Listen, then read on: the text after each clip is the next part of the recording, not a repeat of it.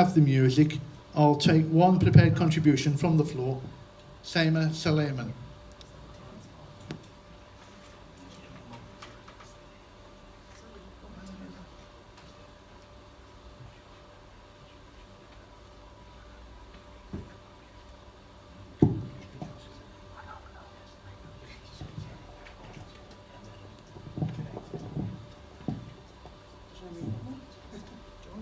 No, it's all right, you stay there. I'm just trying to find somewhere.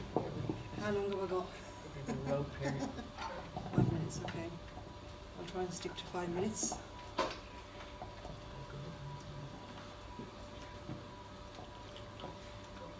I think it's afternoon now. Good afternoon, comrades.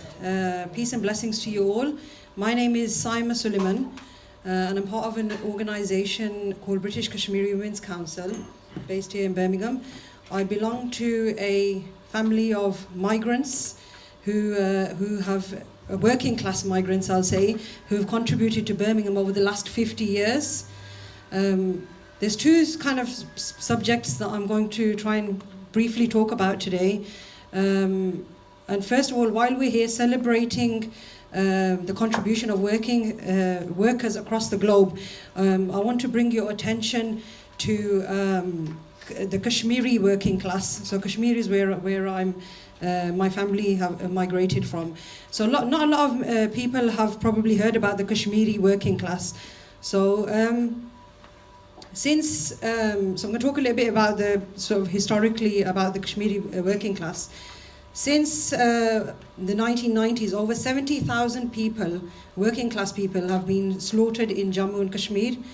Innumerable children have been orphaned, women have become widows, heinous crimes have been committed, women have been raped, thousands disabled through zero-degree interrogation.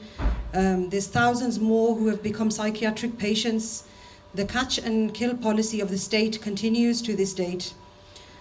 From the 1990s till date, 500,000 working people of Jammu and Kashmir have organized world-breaking state-level strikes.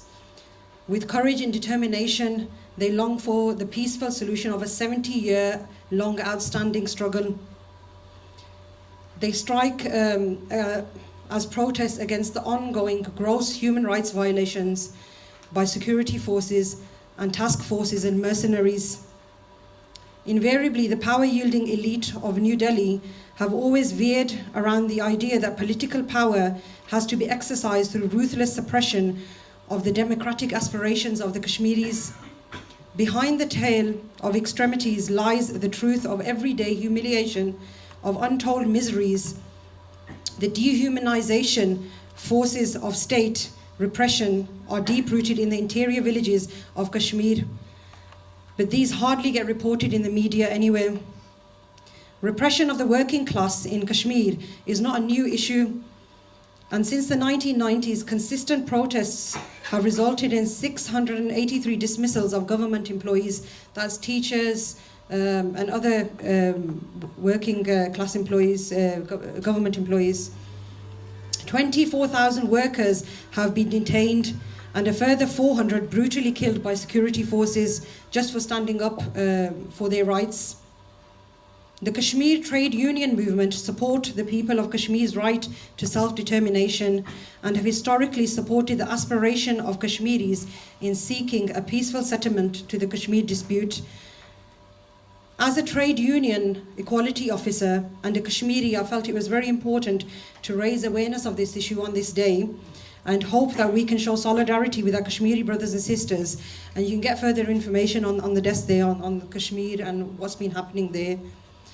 Now, I'm going to move on quickly to the next sort of thing that I want to talk about today. And it's about another campaign that I've been running. It's basically last year, in around October time, Birmingham City Council announced that they were going to close 14 council-run day nurseries, which provide subsidised care to some of the most vulnerable families in Birmingham. Now, these 14 nurseries are based in some of the most deprived wards, and they service, families who are really, really vulnerable.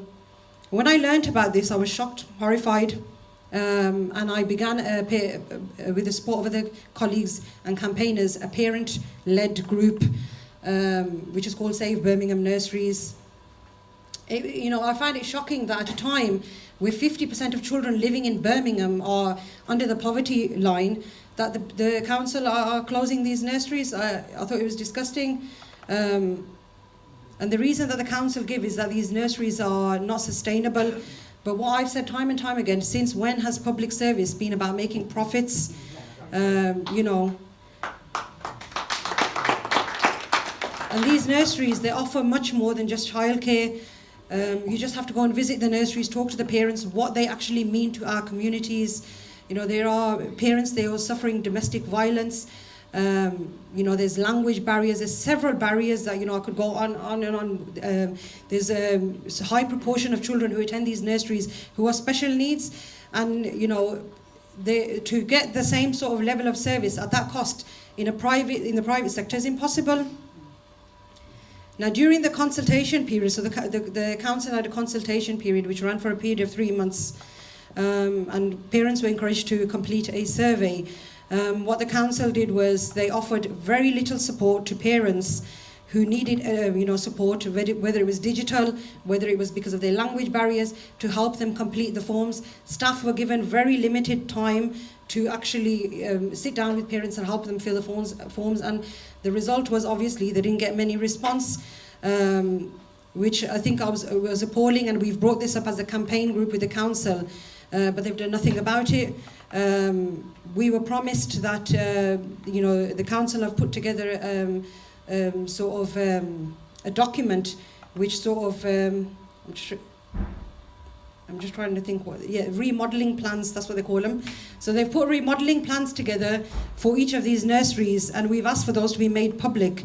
But up till this date, they haven't, and that's something, again, that we're going to continue to fight for.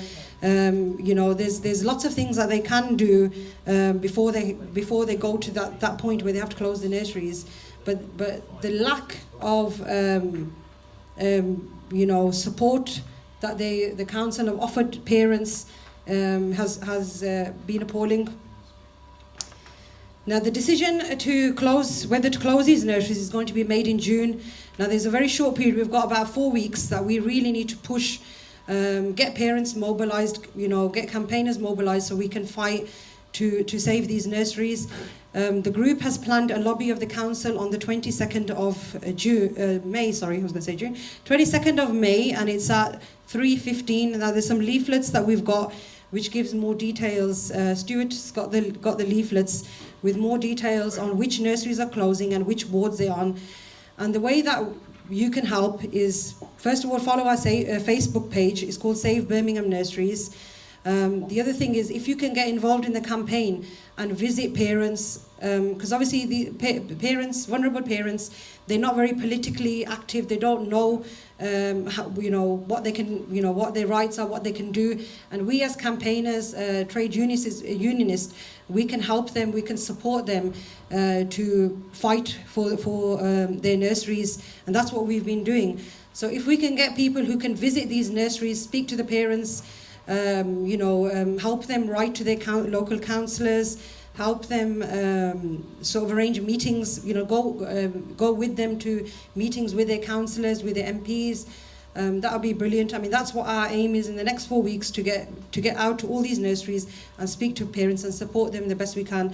And it would be absolutely brilliant if we can get a huge turnout for the lobby of the council on the 22nd of May.